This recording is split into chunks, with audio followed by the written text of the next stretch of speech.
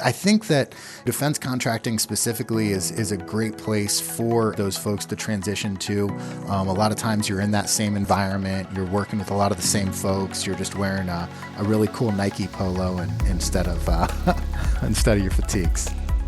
Welcome to Security Cleared Jobs, Who's Hiring and How, the podcast for cleared professionals looking for new opportunities and career advice. We go behind the scenes with recruiters and hiring managers from leading cleared employers to uncover the information you need to make a smart career move. Get ready for insights from this week's guest and your hosts, Kathleen Smith and Rachel Bozeman. Greetings to our listeners and welcome to the show. A big virtual high five to you, Rachel. How are you doing today? Woohoo! Right back at you, sister! You know, I can't help it. It's a beautiful day, and hopefully our listeners are having equally a beautiful day, and they are buckled up and ready to learn today from our cleared employer. So, true story, Rachel. Today's guest is Sebastian Lambert, Director of Staffing at EagleX. Welcome, Sebastian, and thanks for joining us today. Absolutely. Great to be here, Kathleen and Rachel. Thanks for having me. Well, we are so excited to be here. And something we like to really just start the conversation with is just learning just a smidge more about you.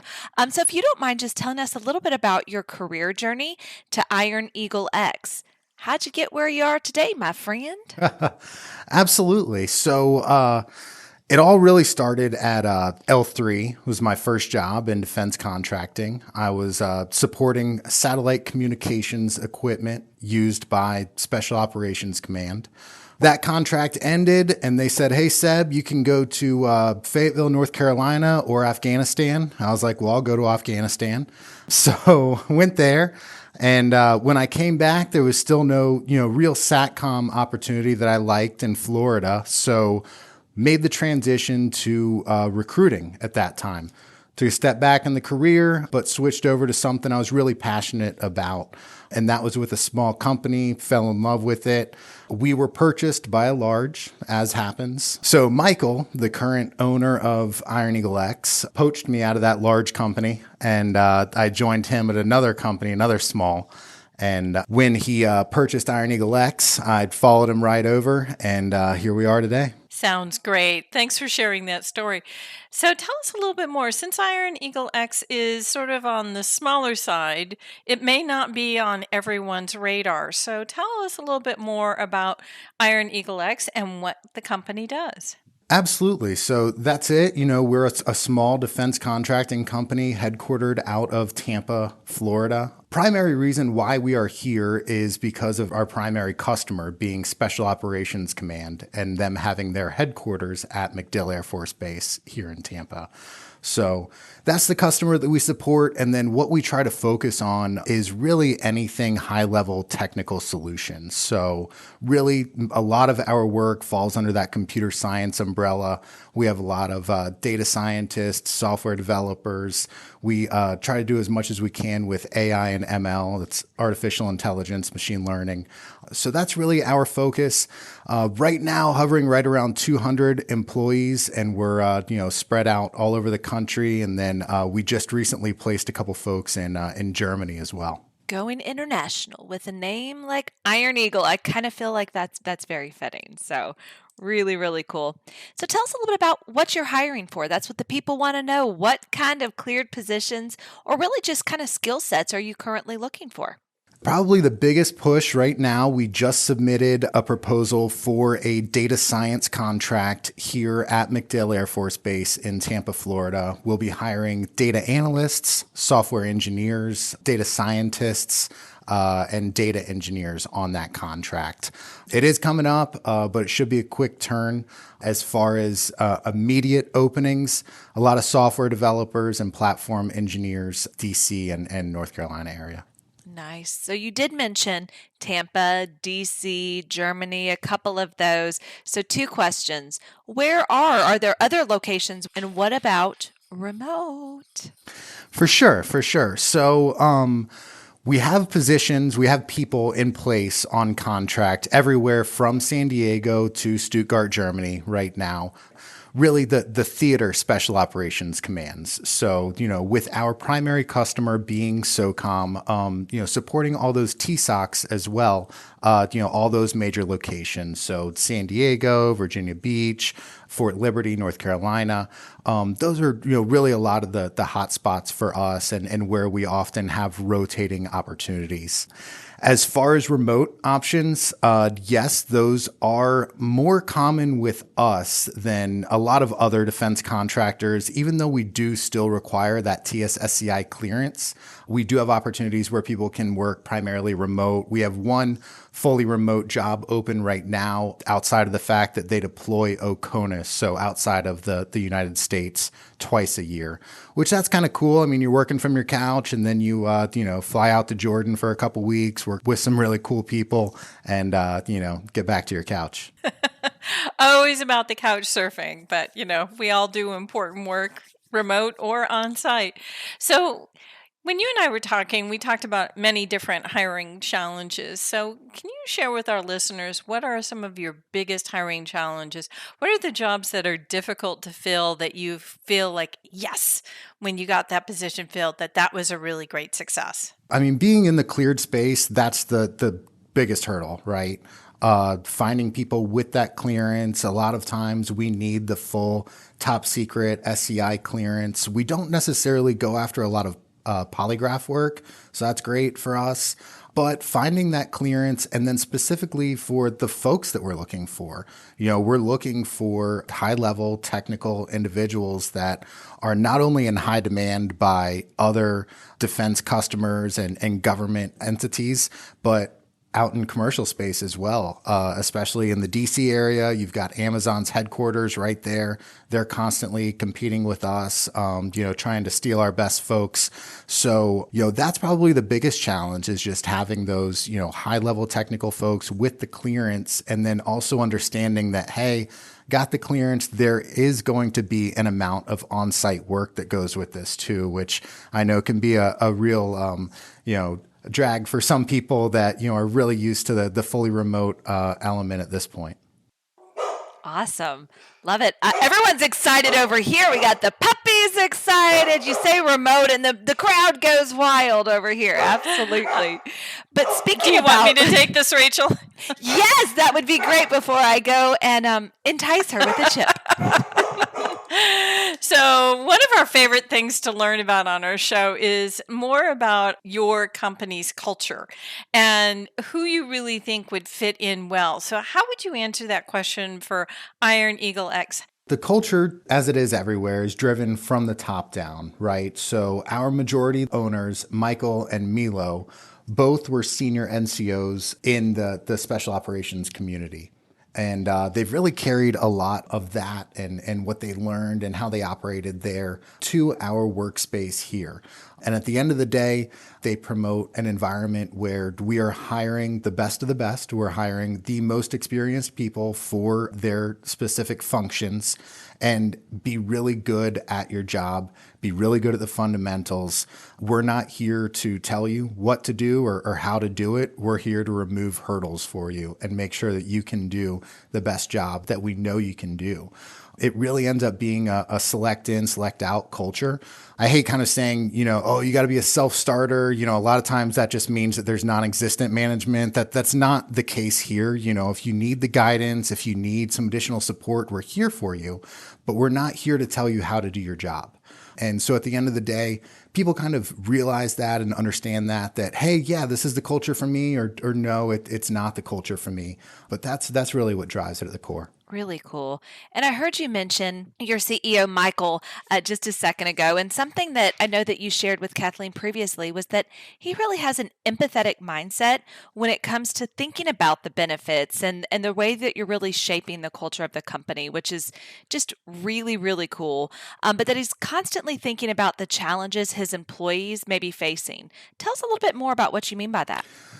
Absolutely. So, I feel like that's the easiest to do here in Tampa as far as, the inflation rate that we have compared to the rest of the country, and everything that's just been happening as people just, come in droves down to Florida and Tampa specifically. So throughout the last 3 years, he's kept an eye on the market. He's had actually me doing constant market analysis and trying to help understand, hey, where are we at? Are our employees as well compensated as they can be? What do we need to do to be better, to do more? We're constantly striving toward, getting to 100% of, medical, dental, vision. That's a goal that he has set as far as like, hey, I want to take that burden off the employees. We're not there yet. We're getting very close. As we grow, we get that additional revenue to drive the resources that will pay for that. And then constantly looking at, hey, what benefits do the employees care about? What is going to impact them, especially compared to our competitors and other teammates also out there in the market, understanding that if we do a contract transition, how does the team as a whole transition? How do we compare to the other companies that are on our team? Or is there one team that's just highly elevated over others? Or, can we kind of even it across the board? So constantly looking at little things like that have a large impact on individuals and their families. Something else, that's just really cool that it's stopping, looking at it from the individual. There's so many things going on, and so many companies are throwing the best and the latest and greatest in terms of benefits. And we often hear about unlimited PTO. And something that recently came up on LinkedIn that we saw Michael really was kind of the aggregator for the conversation was about the unlimited PTO, that it's not necessarily of benefit to the employee as much as it benefits the organization. So walk us through. That sounds highly interesting. Tell us more. So, yeah, I agree with him 100% on that, specifically as it applies to our industry. The reason for that is you talk about unlimited PTO, and that looks fantastic on paper. Absolutely. You give me unlimited PTO, and I'm like, hey, all right, I'm out for the summer. I'll see you guys in 2 months. Be back. But it doesn't work like that. And especially in our industry, especially the 24/7 operations, if you want to take over a week of paid time off, you're going to have to go and get approval. If you want to take more than that, that approval gets elevated even higher. So you're putting yourself, kind of target on your back as far as your management, leadership, everything else. Oh, this guy, he's trying to take 100 days off this year. And then a major thing that, some folks don't think about, but other folks think about often is the way that government contracts work and the length of them. So you talk about a 3-year contract, 5-year contract. At the end of that contract, it's not a guarantee that your current company is going to win that again. There's, a good chance that you are going to turn over to another company. In that event, that's not your decision. Hey, I don't want to work at EagleX anymore. I'm out. You just really enjoy supporting that customer. You enjoy doing what you're doing. You enjoy having money to pay for food and rent and stuff like that. So you decide to stay on and continue doing the job that you're doing, but it's for another company. If your current company has unlimited PTO, it's just, all right, Seb, see you later. Have a good time. Whereas if you've accrued paid time off, then you get paid out for that. And a lot of contractors treat that as a severance bonus. And there are other companies that even allow you to sell back paid time off throughout the year if you're not using it. So if you're one of those hard chargers or if you're on a shift, then you have the ability to really, stack up that paid time off and then use it as a bonus for yourself. Whereas unlimited PTO, there's no amount of savings account that ever comes into play with that. Yeah, I really appreciated that conversation that Michael sort of spearheaded on LinkedIn because I don't think many of our transitioning military or job seekers really think about the benefits. And as you said, unlimited PTO sounds really, very attractive, very sexy. But in reality, it's not going to benefit you. So let's switch over to some of your hiring success stories or nifty experiences that you have had that really sort of share your work ethic, the company's culture, and maybe a tip to some of our job seekers on how they can have a really good, successful hiring. Yeah, so I think that probably all boils down to actually one individual, our resident data scientist here in Tampa. This was early on in IEX history. We're kind of clawing for work, scrambling, and it was an early data science contract that we were working to staff. And he was a referral from another individual that I worked with. He was like, "Oh, hey, I heard you're looking for a data scientist, and Brett's looking for a job. Why don't you give him a call?" So I call him and like, "Hey, man, what are you doing?" And he still had an active clearance, and he was just working on another degree. He's always learning, always trying to be smarter. I wish I was half as smart as him, and he's getting smarter every day. It's insane. So just immediately hit it off and, brought him on contract. He did a phenomenal job, made friends with everybody, was just fantastic at what he did there. And then a little bit down the road, he got an opportunity to go to a larger company. Great opportunity, a lot more money. We were like, "Brett, if you don't take this job, we're going to fire you so that you have to take this job because it's a great opportunity for you." And so he did. And then, man, it was a little over a year later, we ended up having this opportunity at headquarters. And I was like, "Hey, Brett, what's going on?" And so he's back and we're working together again. So, I mean, I always say that I'm in it for the long game. I'm not just, trying to do anything quickly to fill one position. I'm all about establishing a relationship, learning what people want to do, what their career aspirations are, and helping them along that path. And hey, how are you going to get there? A word of wisdom out of that story for anybody listening is just build relationships first. Those are so important. That's the foundation that, everything will sprout from. So just, focus on that human relationship element. That's really great. So, Rachel, do you have canine relationships going on right now? Would you like me to continue with the question? Yes, I would love to see if you're also hired in headquarters for a four-legged, really hairy beast. She's great. Lots of opinions. Okay, I'll take it. So when we were talking before, we have a lot of transitioning military who listen to our podcast. So when we talk about how your company supports transitioning military, you talked about the importance of mentoring and support. So can you talk a little bit more about that? Absolutely. So, again, going to the top, the majority of our C-suite is former military. So a lot of veterans in the C-suite, veterans at the director level here, and then really pack them into the program management office. So those are the individuals that are indirect support assigned to every contract. So all those, direct support folks who get hired onto contract at different military installations have direct communication into these program managers. These program managers, a few of them, we've actually even hired through like Hiring Our Heroes or Warrior Care Foundation. So they were fellows who kind of did the transition journey with us, with Iron Eagle X specifically. And they're always happy to, jump on the phone, even jump on a plane to, provide whatever is necessary for our employees all over the place. So understand, how difficult that transition can be. And here to support. I think that defense contracting specifically is a great place for those folks to transition to.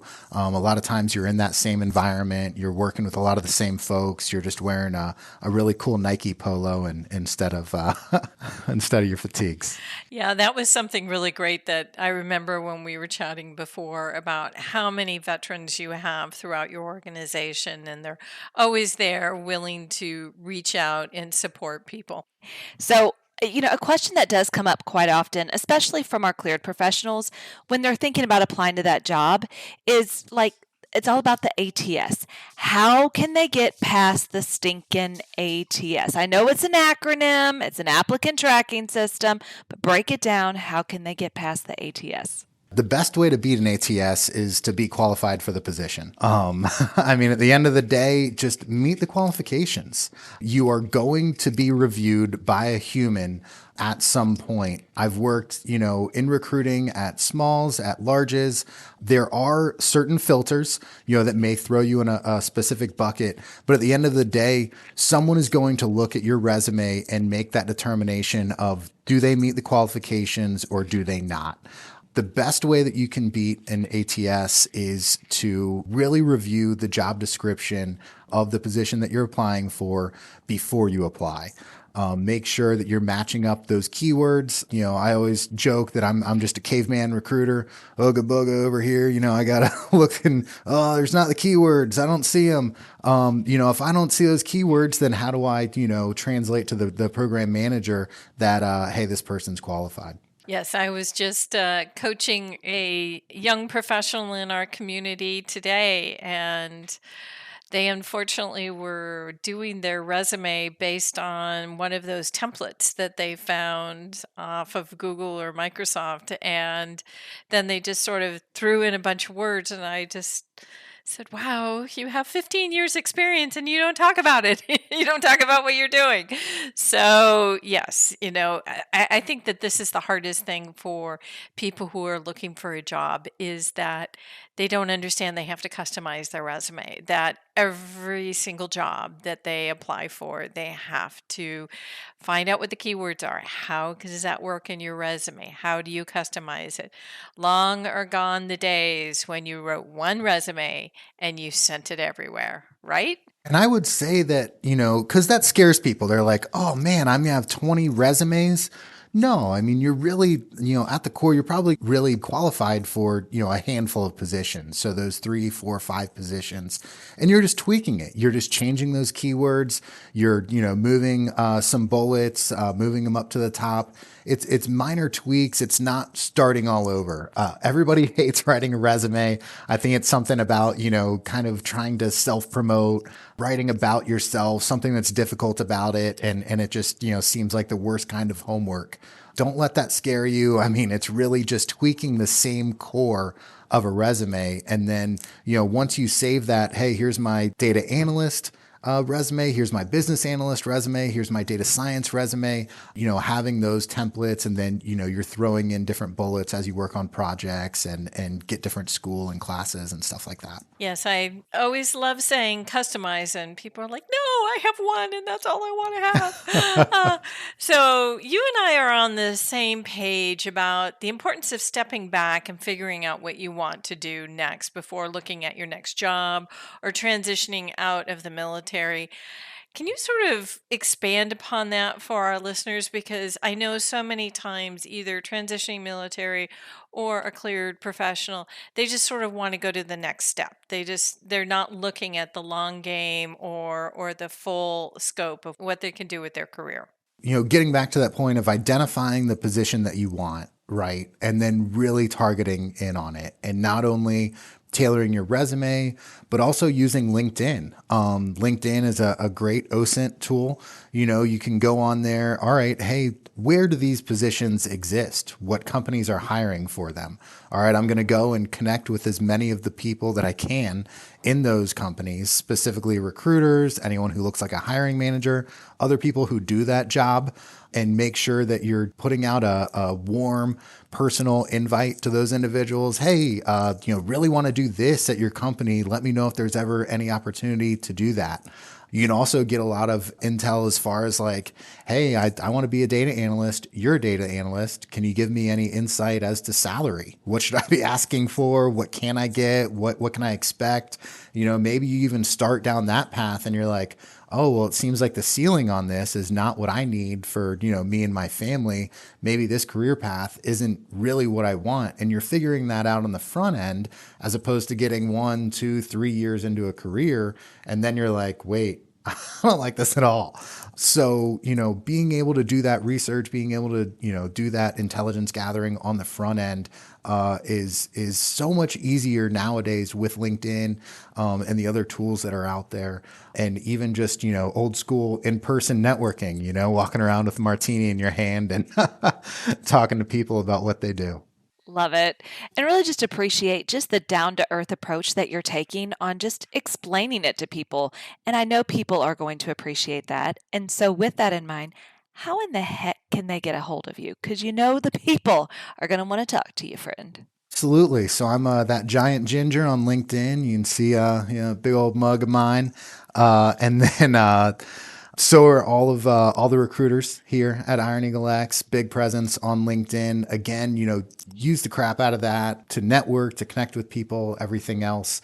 And then, my personal contact information, just Lambert at ironeaglex.com. Reach out to me anytime. I'm happy to help transitioning veterans. That was actually what I was doing, 30 minutes before. I constantly get resumes of, hey, my friend's transitioning, or hey, they're in the Guard or the Reserves and they're looking to, break into this. If I can't help you, I'm going to talk to you and, see what I can do to, maybe tweak your resume or give you some insight as to companies or, jobs to go after in the industry. We have all enjoyed this, especially Anu over in Rachel's studio. We love all people here and our canines and a few felines too. So thank you so much for joining us today. We loved our chat with you. Absolutely. Thanks, Kathleen. Thanks, Rachel. So I really enjoyed talking with Sebastian because, there are different defense contractors who support special operations, and special operations is a very unique kind of work to do. But it's also nice to know that you have veterans who are in the leadership suite who are there willing to help other veterans by mentoring them, by helping them when they join the company with their networking. Sebastian was even doing some coaching right before he got on the call with us. So I really like that mentality of, we're going to reach out and support the veterans. What about you, Rachel? I thought he had so many great things to share, but I really loved the conversation and kind of the poking in on getting that resume in front of the recruiter, the reminder that they're human beings and that it has to appeal in that certain way. And it just kind of reminded me it's like going to McDonald's and trying to order with your Burger King, order. It's never going to work out. Yeah, you might get some food, but you want to make sure that you are ordering the right thing, presenting the right information. And I thought he did just a really nice job of just kind of that great reminding of what's necessary to get the job and how to beat the ATS. So thanks so much for listening to us today. So happy you were here to join us. Gold stars are going to you and you and you and you and you for listening all the way to the end. Make sure you get out there and follow, and next time it'll be a platinum star. Bye-bye. Bye-bye. Thanks for listening. Oh, you ended with a good voice.